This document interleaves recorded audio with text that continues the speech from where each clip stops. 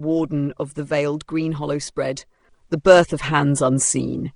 In an age long swallowed by the creeping roots of time, there stood a garden unlike any other. Hidden in the bosom of the elder woods, it was a place of delicate beauty, where trees wove canopies so thick they turned midday to twilight, where petals unfurled only in moonlight, and where silver-barked trunks whispered to one another in the tongue of rustling leaves. Here, in this tranquil sanctum, an elven wizard of great renown sought to cultivate the rarest of flora, blossoms known only in dream and spellbook. But he was not one to sully his hands with soil, for instead he shaped from his own artifice a caretaker. It was fashioned from the bones of the earth itself, its form half clay and half root, limbs carved with ancient glyphs that pulsed softly with stored enchantments. It bore no face, nor the need for one. The birds knew it by its scent, the insects by the warmth of its magic, the beasts by the kindness of its touch. It carried no name, only a purpose, to tend, to nourish, to preserve, and so it laboured. The garden flourished under its ceaseless care. The wizard, pleased, called it hands unseen and gave it no further thought, for what was it but a spell with shape, a tool of no more consequence than a plough or a pruning knife?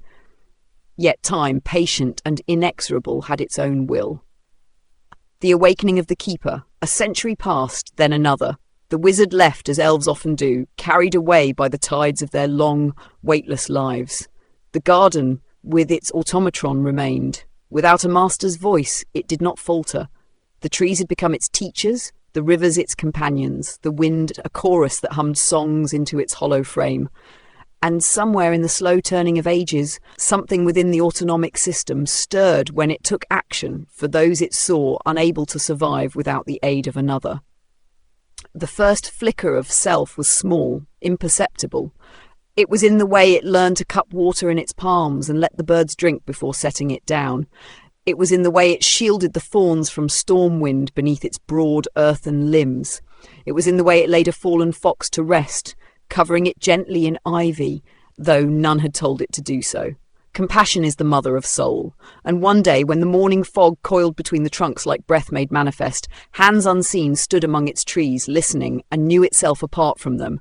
It had been made to tend, but now it felt worry mixed with fear and curiosity, while it loved to explore this new realm on its own terms. It was no longer simply a thing that obeyed, it was keeper. 3. The guardian of the valley. The garden grew. It stretched beyond its once pristine borders, where once tamed roots curled wild, where gentle brooks became coursing rivers, where flowers gave way to towering pines. Seasons turned the land over and over again, and in its long tending, the forest guardian changed as well. The shape of its body shifted. Where once it bore arms like slender boughs, it grew sturdy as oak trunks. The clay of its form darkened, taking on the hue of damp earth, thick with the life it nurtured. Tendrils of root wove into its frame, its joints no longer mere carved stone, but a living lattice of moss and bark. The markings upon its limbs faded, overtaken by the vines that wound over it. It was no longer a construct, it was something more. The creatures of the valley, once inhabitants of a mere garden, became its children. The beetles and the bears, the maggots and the mushrooms, the quick and the still, the hunter and the hunted. It tended them all. The valley whispered its name in rustling reeds and creaking timber. The folk who lived beyond its borders came to know of it, though few ever saw more than the shifting of earth and moss seemingly running like water before it is still as the stones that littered the valley floor.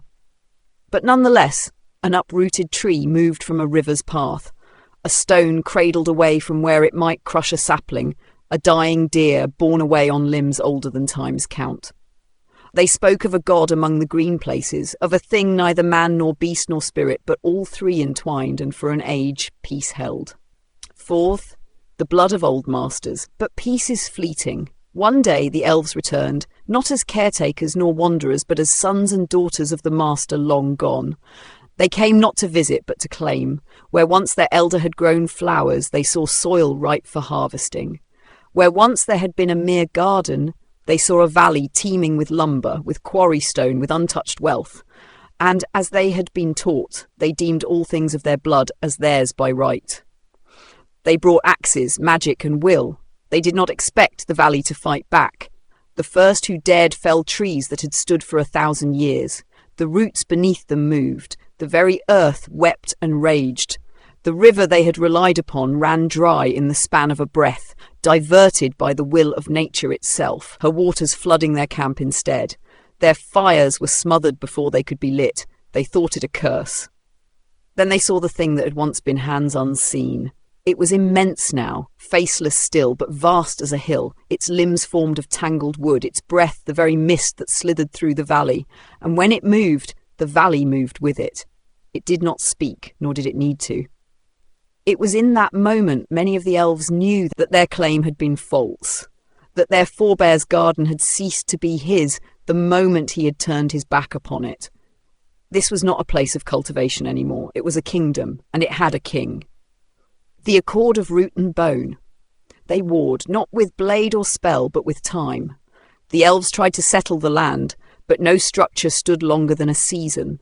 Their wells dried, their crops withered, their walls found themselves overrun with ivy, stone crumbling as roots wound through their mortar. The valley did not yield, and so neither did they. For 2 generations they battled a thing that would not fight them, only resist. And in those years the valley whispered to them as well. They came to see the patterns in the land, how it tended itself. They saw that it was not mindless, that it did not strike them down for malice, but because they sought to take without thought. And they learned to listen, to feel the earth as a part of oneself. They learned to ask, to speak to the health of the soil, to hear the whispers of the trees, and to watch the creatures not as some alien or ambivalent baron, but as siblings with the mantle of responsibility. A tree fell only when needed, and when it did, its seed was already planted.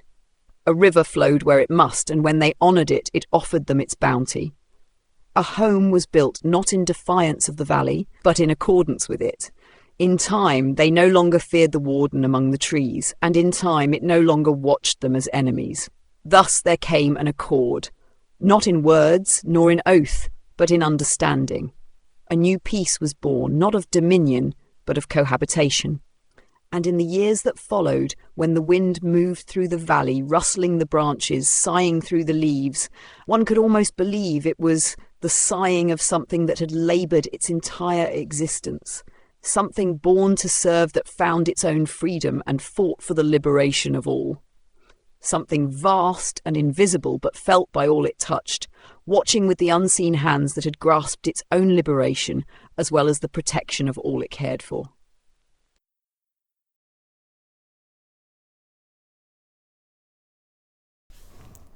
Track one, yo, yo, yo, this is Radio FM, your mom.